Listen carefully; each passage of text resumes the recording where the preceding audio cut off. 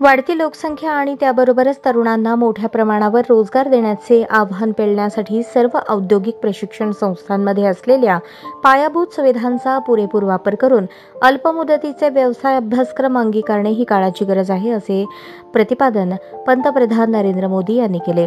राज्यातील विविध औद्योगिक प्रशिक्षण संस्थांमधून नव्याने सुरू होणाऱ्या अल्पमुदतीच्या अभ्यासक्रमाच्या उद्घाटनाप्रसंगी ते बोलत होते. या सोहळ्याचे आभासी पद्धतीने उद्घाटन मुंबईहून पंतप्रधान नरेंद्र मोदी यांनी केले. त्यावेळेस बोलताना त्यांनी तरुणांमधील शिकण्याची उर्मी आणि वाढत्या औद्योगिकरणाची गरज यांचा ताळमेळ बसवण्यासाठी अल्पमुदतीचा अभ्यासक्रम हा एकमेव पर्याय असल्याचे सांगितले.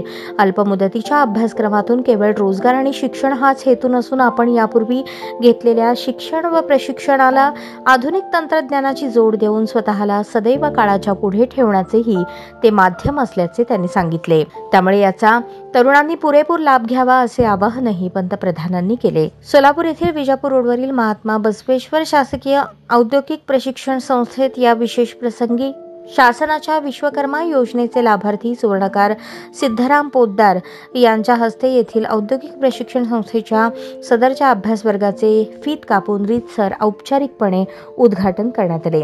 प्रत्यक्ष उद्घाटनाच्या या कार्यक्रमात संस्थेचे प्राचार्य सुरेश भालचीम यांनी अध्यक्षपद भूषवले. या प्रसंगी उपस्थितांना मार्गदर्शन करताना त्यांनी सध्या रोजी two wheeler service assistant, CNC operator VMC व सोलर PV इन्स्टॉलर इलेक्ट्रिकल असे 3 व्यवसाय पहिल्या टप्प्यात सुरू करण्यात आले असून आगामी काळात यामध्ये आणखी भर पडून एकूण 12 व्यवसाय अभ्यासक्रम सुरू होणार असल्याचे सांगितले.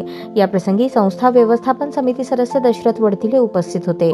त्यांनीही उपस्थित तरुणांना मार्गदर्शन करताना अल्पावधीत राष्ट्राच्या उन्नतीसाठी जास्तीत जास्त युवक युवतींनी हे तंत्रज्ञान आधारित प्रशिक्षण घेतले पाहिजे यावर भर दिला.